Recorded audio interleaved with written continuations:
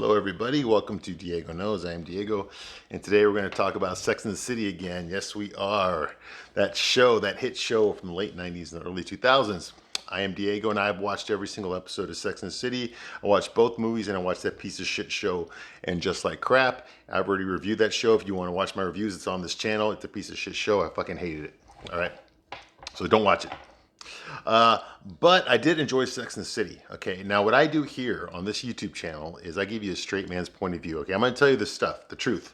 Okay, the stuff that your dad's not going to tell you, your boyfriend's not going to tell you, your husband's not going to tell you. I'm going to tell you. Okay, because one of the things I hated about this show was I didn't like the way that the straight guys are being portrayed. Okay, and there's a couple of reasons for that. Number one, I was not the target audience. Okay, this show was not made for me. Okay, it was not made for me. It was never made for me. Okay, this show was made for women and for gay guys. Okay, and those are the people that made this show. Okay, it was written by gay guys and women. All right, so I know I'm not the target audience. I was not involved in the creative process which way whatsoever. Okay, nobody was thinking about straight guys watching the show when they created the show. Okay, so they didn't really care. All they cared about was that they got the women to watch the show, and they succeeded in that. Women watched the show like crazy. That's how I got into it. All the hot girls that I was trying to date, because I was single back then when the show came out. All the hot girls I was trying to date, we're all watching this show. So it was a big hit. So I wanted to know, well, what's all the fuss about? Like, well, what's so great about this show? It's just another chick show. Then I started watching it. I was like, okay, this is pretty good. This is pretty good. There's some talent in there, some well-written characters, some pretty funny situations, I liked it. There was nothing like it before on TV. After this show got canceled, then immediately you got Desperate Housewives after that. And then some other bullshit came on after that. So they're always trying to remake it, but they never really got it. Okay, this show is groundbreaking at the time. Okay, you got these four rich, white, middle-aged, successful women. They put their careers before family, before marriage. And now that they're getting old, and they're losing their looks. Hey, straight man's point of view. Okay, if I offend you, tough shit. Okay, I'm gonna tell you the truth here. Like I said, no filter. I tell the truth here. I don't fucking bullshit. If you can't handle it, get the fuck out. Okay, I'm not here to caress you and tell you everything is gonna be all right. Okay. I'm not trying to pick you up. I'm not trying to sell you anything. I don't want any money from you, okay? I'm just telling you what I really think about the show, what I really feel about the show. And I am coming from a place of love, okay? I did love the show. I wouldn't watch every single episode and review it if I didn't love the show, okay? I already promised you I was going to watch every single goddamn episode all over again and review it, and that's what I'm doing. I'm over halfway done now, okay? So anyway, so like I was saying, okay, once these women got older, okay, and they were starting to lose their looks, that's when they decided, okay, we need to crack down on settling down. We got to find a guy. We got to find a fucking guy to settle down with. We're not getting any younger, and that's pretty much what the show's about. Now, the show's not going to tell you that. I mean, they're going to tell you that indirectly, okay? But they're not going to tell you that directly like I just did, okay? That's what's going through the show. Every time you watch it, okay, in the back of your mind, you know why they're all panicking about finding a guy, okay? It's because they know they're not getting better looking, okay? Okay, but a lot of the show is bullshit, okay? And that's why I'm going to call it out. I'm going to call it the bullshit. And when they get it right, I'm going to call that out too, okay? So it's not one-sided, okay? If they get it right, I'll tell you, okay? Now, to start off with, the episode that we're going to review today is Season 3, Episode 17. We're almost done with Season 3. Only one more episode after this, and then Season 3 is done. In the shitter, done. Okay, and then I go on vacation, and then I'll come back and dive deep into Season 4. Okay, but this is Season 3, Episode 17. The title of this episode is called What Goes Around Comes Around. So it deals with karma. It deals with putting out vibes and it coming back to you. With the stuff that you did comes back to you in the end. All right, like a boomerang. Okay, so it starts off with Charlotte is talking to her mother-in-law, Buddy McDougal. I guess they went over to their house out in the Hamptons. I think they're in the Hamptons. They're not in Manhattan, but they're at the family home, the family estate, because they're all fucking super rich. They're all wearing white. And they're on the tennis court, drinking, smoking, that kind of shit, rich people stuff. And I guess Trey is playing tennis against his brother. And so Charlotte's sitting there with her mother-in-law and her sister-in-law. Okay, and they're all drinking and smoking and shit, Charlotte is not really happy being there because, she hasn't had sex with her husband really, because he has a hard time getting a hard on. So she kind of walks away, doesn't really want to be around them. And as she's walking away, she notices a gardener, okay? And the gardener, first of all, I'm going to raise bullshit flag number 1 right here. The gardener is white. He's a white guy. Bull fucking shit. When was the last time you saw a white guy trimming your hedges? Okay, when was the last time you saw a white guy, pulling out your weeds? Okay, yeah, it doesn't really, unless it's like you have a little house and it's your fucking front yard or some shit like that. Unless it's something like that, no, not on a big fucking estate. Okay, it's pretty much all Mexican. Okay, and I'm Mexican, I know this. All right. So first of all, if they got a gardener there, he'd be Mexican. He'd be like me. Okay, they should got me to do this fucking episode. I would have done it. I would have taken my shirt off and fucking just done, just hoed away at the hoe, pun intended, But it's ain't about me. It's ain't about me. All right. So she notices the guy. I guess he's like some sexy guy. We find out later on. I don't know his fucking name, but we find out later on that he's a third generation gardener. Okay. So everyone in his family just grabs a hoe and continues the family business. Okay. Whatever. Hey, whatever. I'm sure he's got perks, working on the estate there. And we find out later on that he does. Okay. So anyway, so she's there. She notices him. Of course he doesn't have his shirt on. Of course not. Why would he go to work with a shirt on? Makes no sense, right? Of course. I'd be calling the bullshit flag if he had a shirt on, But anyway, so she's there. So of course, Charlotte's all fucking glazing over his body and just fucking getting all fucking wet down there and stuff. I'm surprised she didn't touch herself. She does later on, but I'm surprised she didn't do it right then and there. Just drop trowel right then and there. But she didn't. Because, it's got to be respectable, Okay, so that's going on. Hey, her husband's not giving it to her. So she's looking at elsewhere now. She started looking. All right. So she's turned on. And later on, she goes back to Manhattan and she tells the other girls about how sexy the gardener is. And Samantha's like, oh, what's the point of being in the suburbs if you can't fuck the gardener? Because that's how Samantha is. It's all about fucking. Okay. So they're all at the restaurant, okay, having lunch. And all of a sudden, Natasha walks in. Now, Natasha is Big's wife. Okay. And last time we saw Natasha, she caught Carrie at her apartment that she shares with her husband. Her husband wasn't there. He already left. And she found out, well, she already knew, but she basically caught Carrie having an affair with her husband. And Natasha chased her down the stairs and she fell down and she broke her tooth. And Carrie had to go with her to the emergency room. Okay. And after that happened, Carrie was so traumatized. Yeah, Carrie was traumatized. Yeah, I know, right? Okay, that she broke it off with Big. She can't continue the affair. Okay, and then she went back home and admitted to her boyfriend that she'd been cheating on him the whole time too. So yeah, Carrie's a great person, isn't she? Okay. But anyway, so Natasha sees Carrie there, sitting there with her friends, and so she says something rude, and they walk out of there. They give her a dirty look, and they walk out of there. Now Carrie's thinking like, oh my God, bad karma. That's why I can't find a guy. That's why all my relationships suck, is because of what I did. I'm a god. She caught me with her husband, and blah, blah, blah, and she fell down the stairs, and that's why my boyfriend dumped me because I cheated on him with my ex, and all this kind of shit. So that's going on. So she leaves. And she decides that she feels bad. Okay, she feels bad, so she decides what's the best thing to do when you feel bad? Go shopping. Okay, so I guess she was like daydreaming or something because she lost her way and she realized she found herself in some fucking alley and she didn't recognize where she was. So she sees a guy there and asks him for directions. He pulls out a fucking gun.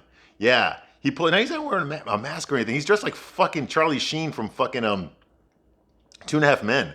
Got the bowling shirt on and shit. And he fucking points a gun at Carrie and wants her purse, wants her and her Blonix. Yeah, I want the Blonix. Hand over the Blonix, And that's where Carrie gets all fucking pissed off. Like, oh, no, I got these on sale. Her fucking Manolo Blonix. Yeah, that's how this show is. It's like, no, that's okay. Take my purse. That's fine. Take my credit card. Take my ID. That's all fun and cool. But don't touch my Blonix. Leave my Blonix out of this. But she gets mugged anyway. He's kind of a nice fucking crook, but he says thank you after he takes her shit and runs away. So Carrie's barefoot now. She runs into the nearest store, which is like a fucking like a nail salon with a bunch of Vietnamese women doing nails, because that's what they do. I know, man. Stereotypes out the ass. I don't know who invents these stereotypes, but it's kind of true. There's a reason that cliches exist. Have you ever been into a nail salon where there weren't any Asians in there working? Oh, I've never really been in a nail salon, but I don't think I've ever walked by one and didn't see Asians working there. Just like, I've never seen white people doing yard work, doing gardening shit, on big estates. I've never seen that. It's always been Mexicans. My family, I have family that does that shit. It's pretty much always Mexicans. And you say that with construction around here, man. Construction, it's all Mexicans doing construction work. You don't see any white people doing construction work. When I lived in Chicago, it was all black people who were the bus drivers and the train conductors. It's all black. I didn't see any white people doing that stuff. I don't know why that is, but it is. You ever notice like when there was a police funeral, You know, they always play bagpipes. It doesn't matter what color the cop was. The cop could be Asian, he could be Hispanic, he could be black. Doesn't matter. They always play the Irish bagpipes during every fucking cop funeral. You ever notice that? Yeah, just weird shit like that, dude. I don't understand why they do it. You know, I don't know if we're reflecting culture or if we're creating culture. I don't fucking know. But anyway, I just noticed these fucking stereotypes, so they put it in the show. All right, so she's there. She calls the cops. The cops show up. She gives a statement to the detective. I forgot his fucking name. I'm just gonna call him the cop. And then Miranda shows up with an emergency pair of shoes that don't fit Carrie.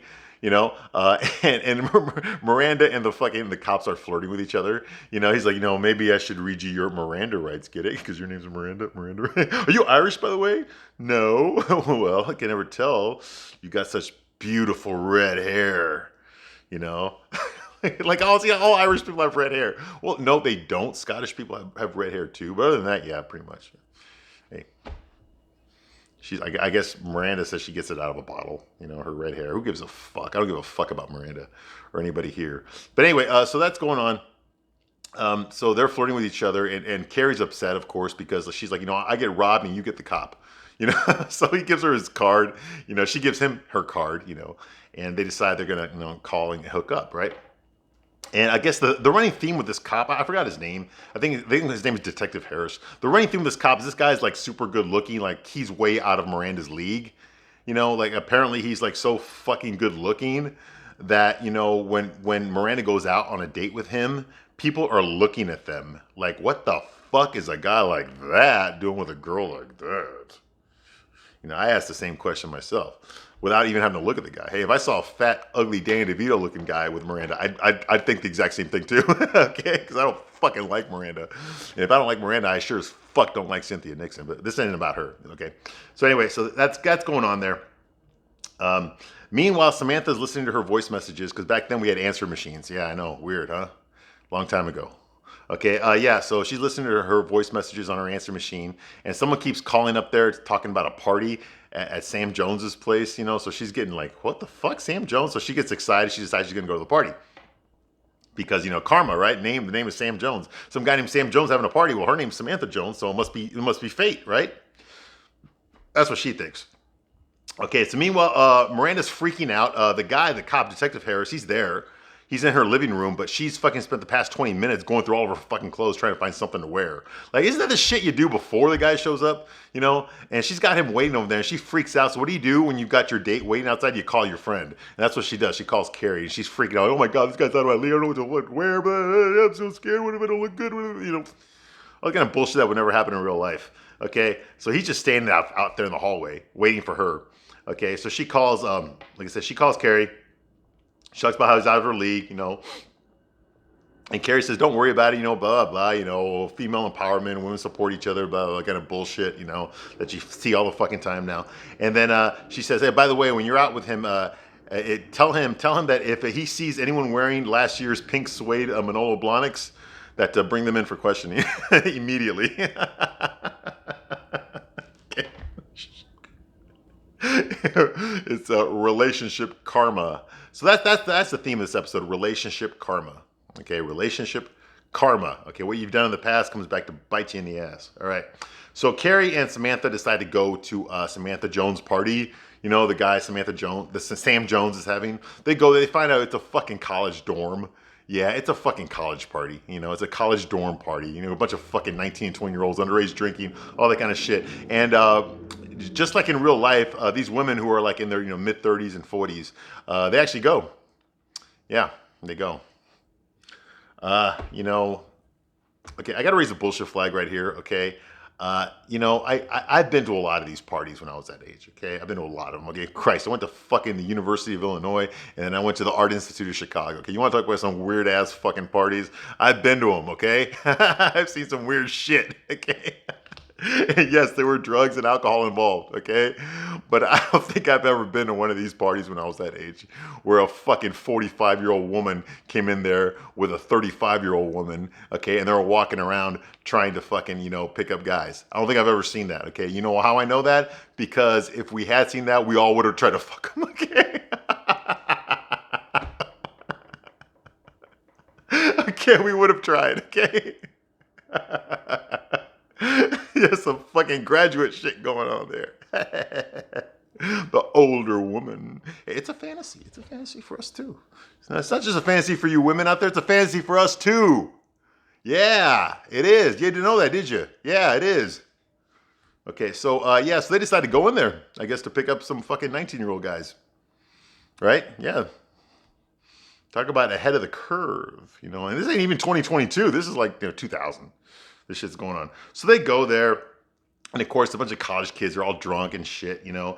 And they find the guy. They find out who Sam Jones is. He's some fucking redneck, skinny little fucking redneck. He looks like he's 20 years old. You know, he's a fucking kid, you know. And she said, and Samantha goes up to him and goes like, "So you're Sam Jones?" He's like, "Yeah, I'm Sam Jones." You know, with the fucking most fake fucking redneck accent I've ever fucking heard in my life, you know. And she says, "You know, well, I've been getting your messages." And she's like, "Oh, you've been getting my messages. Well, that must explain why I'm still a virgin." This guy's right out of fucking Green Acres, okay? This guy's Jeb, right out of fucking Green Acres. I'm like, okay, dude, talk about the fucking stereotypes, okay? I thought this was supposed to be about karma, not stereotypes, okay? But yeah, so that fucking happens, all right? Now, I forgot to mention this. On the way over to this party, to this college party, before they even knew it was a college party, Samantha and Carrie, like I said, they're out there talking, and Carrie's talking about how she's still upset that they saw Natasha at the restaurant, and she's like, "Oh my God, karma, blah blah blah, relationship karma." You know, because she got robbed and all that kind of shit. So she's flipping out. She's thinking like the reason she got robbed was because because Natasha, she caught Natasha. You know, Natasha caught her with Big. You know, after the fact. You know, that kind of thing, and because she broke her tooth and all that. So that's going on here, and Samantha's like trying to get her to change the subject. Like, "Hey, listen, let's go see Sam Jones. You know, he sounds cute over the phone." What the fuck is cute over the phone? How do you know if someone's cute over the phone? She's like, "I know." I guess Samantha knows shit like that. She got powers. She thinks she's got powers. Okay. Samantha parts with Carrie a little secret. She's like, "Okay, there's something I know about Natasha and Big. All right. Okay, I found out because that Natasha left Big. They're separated, and she went back to work at Ralph Lauren. And Carrie's like, "How do you know this?" He said, "Well, I've been fucking a guy at Ralph Lauren. He told me." Okay. So Carrie's like, "And you let me walk 15 blocks and you didn't tell me that?" She's like, "I want you to have a good time. So let's go to the fucking party." So they went to the party, and that's where they found the redneck kid, Sam Jones. All right. Meanwhile, Carrie now feels responsible for breaking up the marriage, Natasha and Big's marriage. Okay. So like I said, they go to the party, and that's bullshit. Blah, blah. Okay. Miranda and the cop come back from a date. And Miranda's just head over heels for this guy. She's fucking nervous. She bounces into the fucking door. She can't fucking, she's just fucking stuttering. And maybe if we should go out again, he just fucking kisses her and says goodbye. She bumps herself into the door trying to get in her apartment. She's fucking out of it. She's so fucking flabbergasted that this good looking cop was interested in her, like she can't believe it, and I can't believe it either. I say this show fucking belongs on the Sci-Fi Channel. It does not belong on HBO Max. All right, it doesn't. All right, I can't understand what he sees in her either, Anyway, so that's going on there. Okay, she bumps the door. Meanwhile, Samantha and Carrie are taking the subway, and some college boys, brush up against them, push them out of the way to get to the train, and they knock Carrie down the stairs. Now she doesn't get hurt, but I think she breaks a shoe or something. So they decide they're gonna get a taxi cab, and Carrie's, "Oh my God, this is because of what happened to Natasha, because Natasha fell down and broke her tooth, and now I fell down too. It's my fault, it's all my fault." So of course it's about her. Carrie, it's always about her for Carrie. It's always about her. It's never about what happened or what's going on with the other person. It's always about how it affects Carrie. That's the most important thing about Carrie. It's how does it affect, like if you got shot, if you were to get shot, if someone were to shoot you right now and Carrie was watching, okay, it wouldn't be about you getting shot. It'd be about her being traumatized by watching you get shot. That was what the episode would be about. It would be about her trauma and how she's trying to deal with watching you get shot. Okay, that's how it would be. It wouldn't be about what happened to you. Okay, that's basically Carrie's MO. Okay, it's one of the reasons I love Carrie. Don't get me wrong. I don't think she's even aware of it, even though people point it out to her every once in a while. But she doesn't realize the kind of person that she is. She's very imperfect. Okay, so I don't understand why people would want Carrie to be their role model when she's definitely not a role model. She's interesting to watch, but if I was a girl, I wouldn't want to be Carrie. Okay, I wouldn't want that kind of fucking I wouldn't want that kind of pressure, that kind of a life. Okay, I wouldn't want people to know me for stuff like that, And calling and fucking coming to your fucking house at 4 in the morning, 3 in the morning, bullshit like that. I mean, Carrie's not that great of a person when you think about it. She leaves the parties with other guys, not her date, with other guys. She threatens to fuck other guys if the guy doesn't do what she says. She fucking punches guys that she's dating. She fucking she cheats on her boyfriend. She fucks married people. She she does all this crazy shit. So but yet we're supposed to feel sorry for her when her relationships don't work. We're supposed to, want to comfort her, and relate to her because she's really a good person. She's not a good person. None of these women are good. They're not bad. They're not evil people, but none of them are really good people. Okay. It's like watching Sopranos. Okay. Yeah. I love the Sopranos. I love Tony Soprano, Mike, Christopher Soprano. I love all those guys. Okay. Silvio and Paulie Walnuts. I love those guys, but they're all a bunch of fucking assholes. Okay, they're all some really bad guys. Okay, I like watching them; they're entertaining, but they're pieces of shit. All of them. Okay, I like watching them. I like pretending to be them, but I don't ever really want to be them. Okay, they're not good people. Just same thing with these women. These women are not role models. I wish the girls would understand that. These women are not role models. You shouldn't want to look at them and go, oh my God, I want to be like her. But that's the problem with the show. That's the reason people didn't like the show. And not a lot of people the people that didn't watch the show condemned it, and this is why they condemned it.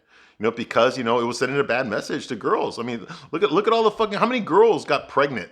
How many teenage girls got pregnant because they watched every episode of the show and thought they had a PhD in sex now? They all thought they were fucking Samantha Jones at 17, And what are they now? Now their kids are in their 20s and they're single. Yeah. Yeah, that's pretty much what happened. Okay. Anyway, that's another topic. So, of course, they can't get a taxi. Well, she's screaming for a taxi. They can't get a taxi. Meanwhile, Charlotte's fantasizing about the gardener, and she has like I've had wet dreams before. Okay, we've all had wet dreams. Okay, I'm sure women have had them too. Okay, but I never seen a wet dream like where you're actually convulsing like a fucking exorcism. Okay, because that's what's happening to Charlotte. She's asleep, and she's like, oh, and she's not even touching herself. If she was touching herself, then I know she's awake and she's doing it on purpose. But she's not. She's unconscious, having a wet dream, thinking about this fucking the gardener. And she's going into convulsions. That's what wakes up her husband. Like, where's Charlotte? What's going on with you? And of course she didn't say anything, because, that's how a husband would react. If I was sitting there with my wife, I was in bed and I wake up and my wife is having fucking orgasms like crazy while she's still asleep, and I wake her up, I say, are you okay? And she says, yeah, I'm fine. And then I always just like turn around and go right back to sleep. I wouldn't pay attention to it at all. Full fucking shit. Anyway. But like I said, Trey, her husband, is not a real person. He's not a real human being. He's a cartoon character. He has he has one dimension, okay, and that is he can't get his dick hard. That's it. Other than that, he's like a silly putty. He's nothing. All right, not a real guy. Okay, so what do you call? The next day, Charlotte goes out there and she sees the gardener there. He's real this time. He's not a dream, and she starts flirting with him. And apparently, he knows a lot about flowers too because he's a gardener. She starts making out with him. Doesn't fuck him. She's making out with him. And meanwhile, Charlotte's sister-in-law is walking. She's drunk. She's drinking on the property, and she sees it. She's like, oh, so this is going to come back. All right. Okay, meanwhile, Carrie tries to call Natasha. Okay, she tries to call Natasha. She gets her assistant on the phone. She wants to talk to her, and they tell her, we're going to have to put you on hold. And Carrie's like, okay, I'm willing to hold. And she's like, not to be rude, but you're going to be holding forever. So Carrie's like, now why is Carrie doing that? Okay, because Carrie is a fucking bitch. That's why, okay? She hurt this woman, okay? She really hurt this woman, okay? And just because we spend more time with Carrie than we do with Natasha, just because we know Carrie a lot better than we know Natasha, doesn't mean that Natasha isn't feeling it, isn't still feeling that burn that Carrie did to her, okay? Natasha didn't ask for any of this shit, okay? Natasha didn't do anything wrong, okay? So if I was Carrie, I would stay away from her, okay? I would just be like, no, leave her alone. She fucking hates you. She doesn't want to see your fucking face. Okay, you fucked her over bad. Okay, you fucked her husband. Okay, she did nothing to deserve that. Okay, you fucked her husband. You bullshitted about it, and now you're trying to apologize so you can feel better about yourself. It's not about her. It's not about Natasha. It's not about helping Natasha get over something that you did to her. Okay, it's all about you trying to make yourself feel better. And that's bullshit. It's bullshit. But Carrie's shocked that Natasha doesn't want to talk to her. Like, of course she doesn't want to talk to you. Even me, Like, if I was married and my wife was cheating on me and then we got separated, and then her lover is trying to call me, trying to apologize to me. Do you really think I want to fucking see him? No, I don't. I'd beat the fucking shit out of him if I saw him. I wouldn't want to talk to him. I wouldn't want to accept his apology. I wouldn't have lunch with him. I'd beat the fucking shit out of him. That's what I would do, you know? So I can't understand why Carrie can't understand that, okay? This woman, you fucked her husband. She caught you fucking her husband, okay? She's not going to have any sort of, you know, she's not going to want to entertain the idea of being friends with you, okay? No normal person would. But Carrie doesn't seem to understand that, you know, because she's not thinking about Natasha. She's thinking about herself. She wants to sleep better at night. She wants to stop feeling guilty. This is all about her. It's nothing to do with Natasha. Okay, so that's going on here. Sam Jones, the kid, that 19, 20-year-old kid from the college, he shows up at Samantha's apartment with some flowers. Hey, I got you some flowers here, you know, and then he fucking, you know, by the way, you got the most beautiful lips I've ever seen. And then he fucking basically, he rapes her, basically. And it's not really rape because Samantha lets him do it. She doesn't, like, put up a fight or anything. But he just fucking sexually assaults her. Just boom, you know. And Samantha goes along with it. Like I said, she didn't say no. She didn't fight back. So technically, it's not rape, you know. But you can tell, like, the way they're doing it, like, she's just bored out of her fucking mind. You know, she's so experienced. I mean, she's old enough to be his guy's mom. I mean, really, she's old enough to be his mom. And he's going at it, you know, and he's just like, oh, hee-haw, hee-haw, because he's got that southern accent, that fake southern accent, you know. And there's one point where they're doing the whole, like, you know, the tilt-a-whirl, you know. That tilt-a-whirl position where he's just like, oh, yeah, you know, like that fucking dude, that position sucks. I tried that one. You can't fucking get off that way. It's going to be bullshit. You know, there's a reason you don't even see it in porn. Okay, because it's a bullshit position. They made it up for this fucking show. That's what happens when fucking gay guys, feminists, and lesbians write a show about heterosexual sex. They don't know what the fuck they're talking about. That's what. They're like, this is a fucking real position? Are you fucking kidding me? But anyway, you know, like I said, so that happens, and Samantha's not fulfilled, but fucking Sam Jones is crazy now. He tells her, I'm in love with you. I love you, Samantha Jones. I love you. And Samantha's like, no, you don't. That's not love, that's sex. Now get the fuck out. Yeah, good for you, Samantha. Okay.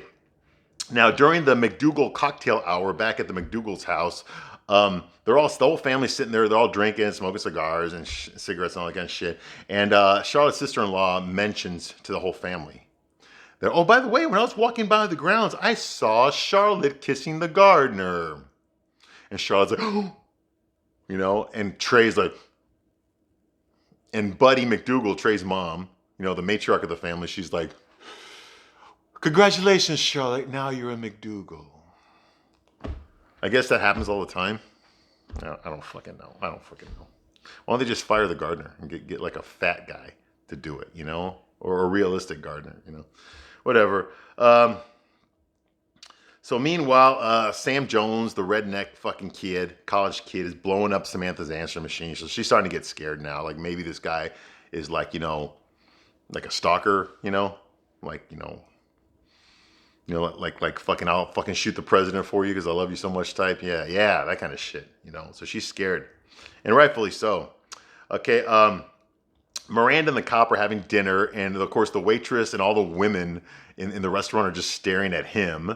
They're not really paying attention to her. They're all staring at him. Even the waitress like doesn't give a shit about Miranda. She's just like looking at him. Are you doing okay? You know. And Miranda, of course, she's getting drunk, drinking her martinis, and she notices that all the other women in the restaurant are looking at them, and they're all wondering, you know, like, why the fuck is this hot guy sitting there, you know, on a date with this fucking ugly redhead, you know? And I'm kind of thinking, well, Miranda's not ugly, okay? She's not ugly, okay? She's reasonably attractive. Like, and I've said this before, okay? I would fuck all of them, all four of them, okay? I would, okay? I would not kick any of them out of bed, right? I would not kick any of them out of bed, all right? So attraction is not the problem with these women, okay? I would have sex with all of them, okay? I would. No matter how much shit I talk, I would have sex with all of them. I would, okay? But what I don't like about Miranda is everything else about her, okay? She's just such a fucking bitch, okay? She hates men, but she can't seem to live without one.